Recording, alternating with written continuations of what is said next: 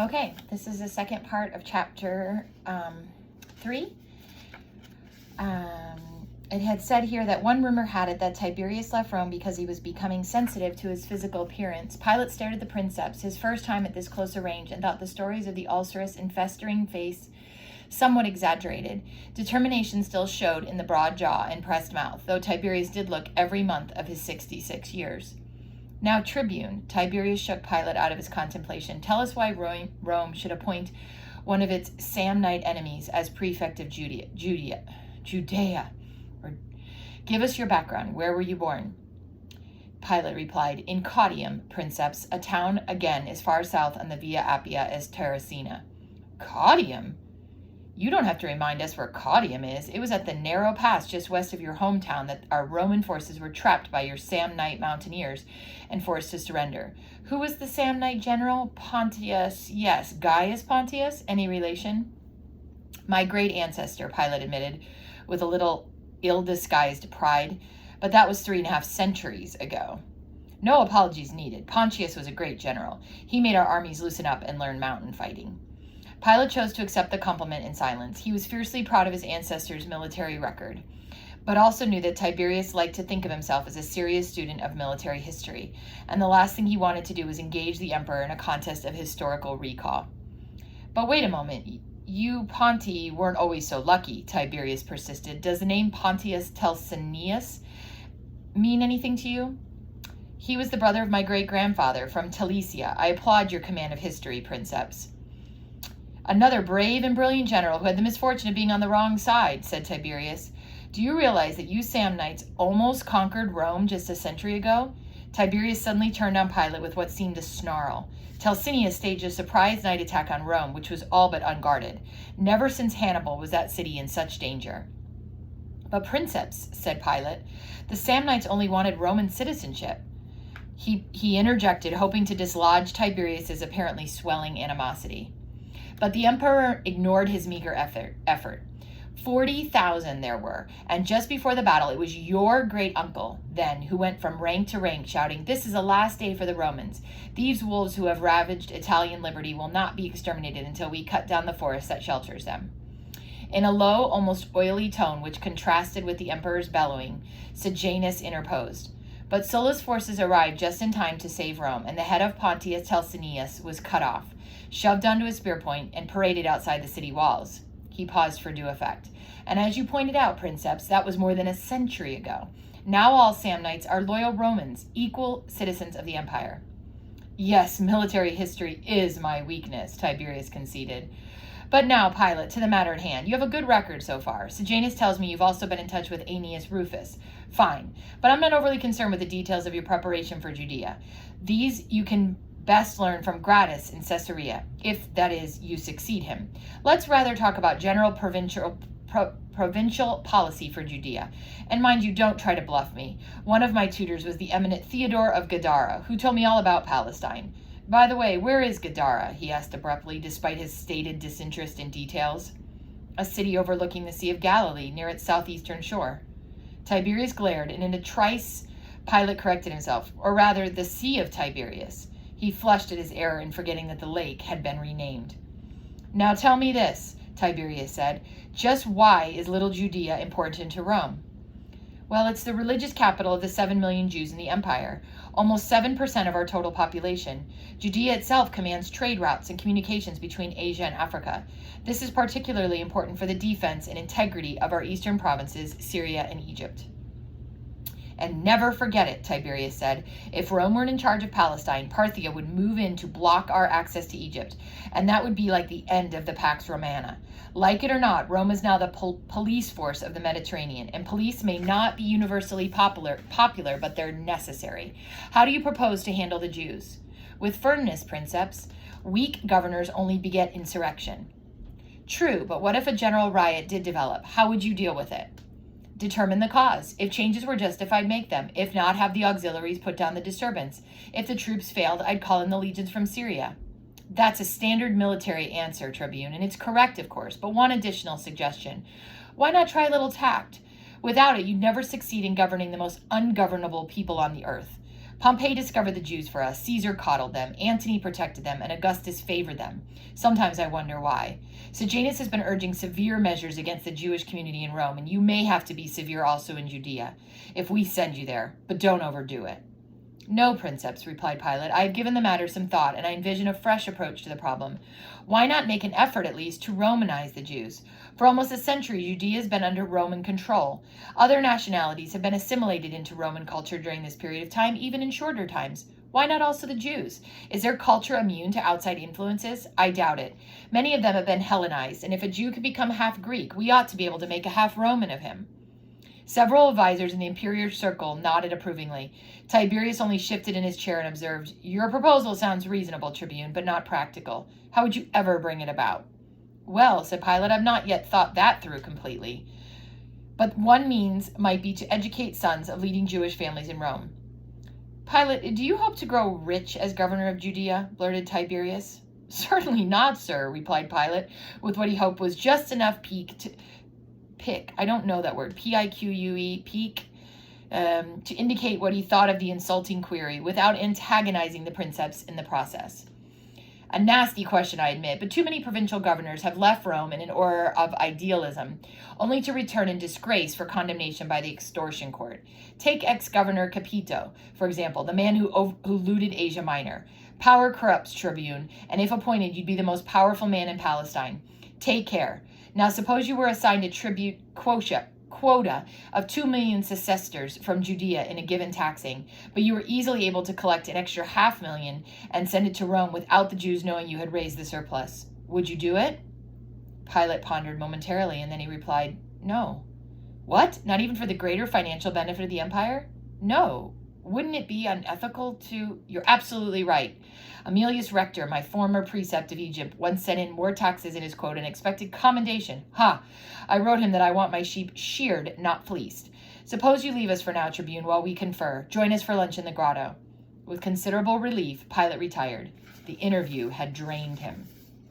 The grotto area was connected with the upper villa by several steep stairways.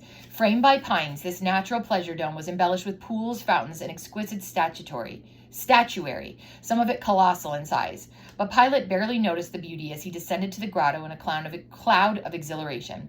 The emperor had just formally commissioned him as prefect of Judea, and he was receiving congratulations from members of Tiberius's entourage. The dinner party gathered around a table set in the middle of the grotto and then reclined on couches to a half-prone position for the meal, the usual languid pose which Romans assumed aided their digestion. While the Greek intellectuals in the imperial circle modestly chose the ends of the table, ranking advisors reclined near Tiberius, Sejanus, and Pilate at the center. Servants fluttered busily about them, serving up delectable viands and the rarest wines. Pilate was satisfied that this was easily the most exotic place in which he had ever dined. At the mouth of the grotto was a circular fish pound of turquoise seawater bordered with crystalline marble statues of fauns and demigods of mythology, little cupids and colossal deities, each fancifully executed in Rhodian Baroque. But crowning the collection on a pedestal at the center of the pool was a magnificent laocoon group, the familiar sculptured serpent monsters strangling the priest of Troy and his 2 sons for warning against the wooden horse. Thrasyllus, who was reclining next to Pilate, turned to him and asked bluntly, When were you born, prefect? I'd like to cast your horoscope. Pilate, who had been mesmerized by the tortured sculpture dominating the pool, wrenched his eyes from the marble statue to the living astrologer of Tiberius and cringed with astonishment. They had the same face. Look like him, don't I? Laughed Thrasyllus. It's the beard that does it, but tell me the date of your birth. I really don't hold much stock in astrology, replied Pilate with less tact than candor. That's all right. Your attitude won't affect the reliability of the horoscope. Wouldn't you like to know in advance what will happen to you, say, in Judea? That's all right. Perhaps, but your predictions probably have validity only in that they prepare someone to act unknowingly in fulfilling them, while otherwise, posh, you sound like a Greek skeptic. You're actually afraid to tell me a date of your birth for fear I'll somehow tamper with your destiny. Well, don't bother then. I get paid handsomely for my predictions, which I offered you without charge. Pilate was trying to apply the salve of diplomacy to the ruffled feelings of the astrologer when Thrasyllus ventured on a new tack. When you get to Judea, prefect, would you at least do me an important favor? Certainly, Thrasyllus. What is it? You know, of course, that the princeps spent almost 7 years studying on the island of Rhodes. In fact, that's where he met me. Yes, Pilate thought. Sulking would have been a better term than studying, since this was the famous self-imposed exile of Tiberius in resentment at Augustus.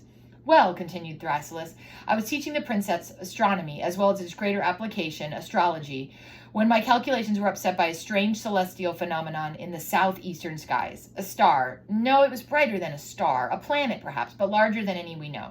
Moved along the southeastern horizon, somewhere south of Syria and north of Egypt, possibly Judea. Perhaps it was a comet, said Pilate. Yes, more like a comet than anything else, but its movements were more erratic, and it appeared just 2 years after the conjunction of Jupiter and Saturn in the sign of the Pisces, the fish. Is that significant? Pilate asked. Well, the planet Jupiter symbolizes the ruler of the universe. The constellation of the fish represents the last days, and Saturn is the planet of Palestine. So Jupiter encountering Saturn in the sign of the fish means that a cosmic ruler will appear in Palestine at the culmination of history. Well, how does the comet fit in? Pilate was doing his best to humor the astrologer. Comets signal important changes in the Roman state. What dominated the skies in the year Caesar was assassinated? A blood-red comet so bright you could see it in the daytime. What preceded the Battle of Philippi? A comet. What heralded the death of Augustus? A comet? Pilate ventured boldly. Exactly, smiled Thrasyllus. So on the basis of both the conjunction and the comet, this world ruler from Palestine should also cause great damage in the Roman state. A rather sweeping prediction, Pilate said, but what was the favor you wished of me? When you get to Jerusalem, contact the College of Priests and inquire whether some kind of astral event took place in the skies over Judea about 30 years ago. Then write me their reply and its description. Easily done. The dinner progressed through a modest 4 courses. Pilate was rejoicing in the silence of Thrasyllus when he noticed courteous Atticus fastening his beady brown eyes on him. Now I know why the name Pontius struck me as so familiar, Atticus exclaimed. The tribune, Pontius Aquila. Were you related to him, prefect? Noticeably nervous, Pilate replied, just a distant cousin of my father. Oh, it was your relative Aquila, then, who wouldn't stand up to salute Julius Caesar in his triumphal parade, smirked Atticus. And Caesar never forgot that insult. How did he concede his speeches in the Senate? I will proceed in these matters, if, that is, Pontius Aquila will permit. The dinner party had stilled to an incongruous hush. The reference to Pilate's Republican connection disturbed Tiberius, who stopped eating and now looked uneasily at his new appointee. Unrelenting, Atticus continued, and later on, your cousin Aquila helped stab Caesar to death. Sejanus broke in angrily. We all have some Republican relatives, Atticus. Even the family of the princeps once opposed Caesar. Thank you, prefect, but even this is unnecessary, Pilate interrupted, now more angry than embarrassed. Do you all remember how Aquila died? Fighting on Augustus's side. The Senate even voted a statue in his honor. Of all the conspirators against Caesar, Aquila was most honored in death. Enough, gentlemen, commanded Tiberius. You have our confidence, Pilate. Show as much loyalty to the empire in Judea as Pontius Aquila, the eagle, did to the republic. No one can ask for more. Sejanus grabbed a goblet, raised it slowly, and said, Then I propose a toast to Pontius Pilate. May he reform Judea as successfully as the javelin improved the Roman military. Pilate was delighted with the toast, for it had been a play on his name Pilatus, which meant armed with a javelin. The pilum, or javelin, was a balanced missile 6 feet long, half wooden handle and half pointed iron shaft, which Roman legionaries hurled at their enemies with devastating effect. It was the pilum, in fact, which had made the empire possible, Pilate proudly reflected. Oblivious to the rise and fall of voices around him, Pilate happily anticipated Procula's excitement at hearing of his official appointment. He was too lost in his thought to feel a slight tremor that shook the walls of the cave, nor did anyone else at the noisy dinner table. Then he went on to explore several private doubts about his new post. Although his knowledge of Judea was far from complete, one consideration, which he suspected might be of prime importance, had already become clear to him. Force of arms alone would not ensure peace in Judea. A great deal of diplomacy would be required as well, and this was what worried him. Well aware of his own strengths and limitations, Pilate knew himself to be a more than competent military commander, but he wondered about his ability to understand these strange people, the Jews. How should one deal with subjects who, apparently, see little value in the Roman way of life and cling so tenaciously to their own laws and customs? Romanization? A fine proposal when discussed among Roman officials, but, he asked himself, how would the Jews react? As Pilate came out of his dream, he began to look with greater interest at the interior of the grotto. He now noticed that the walls of the cavern were not entirely stone as he had assumed, but appeared to consist of a good deal of clay as well. Another gentle vibration shook the cave, this time causing Pilate to bound to his feet. Then a much stronger tremor rocked the entire grotto, accompanied by a terrifying rumbling noise, as if the earth were splitting in two. "Earthquake! Clear the grotto!"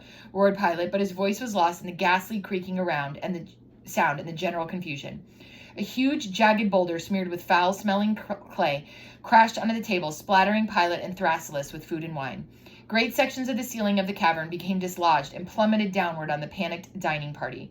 The pungent earth smell of the grotto grew intense, unbearably acrid, as more of the cavern caved in. Atticus, white as his toga, started screaming, and he was joined by a full shrieking chorus of terrified guests. Accustomed to danger, but frozen with the fear of being helplessly trapped and squashed like an animal, Pilate hesitated for a crucial moment before gathering his wits and breaking toward the daylight of the grotto's entrance. But a razor-edged slab of stone broke off the ceiling and sent him sprawling to the floor of the cave.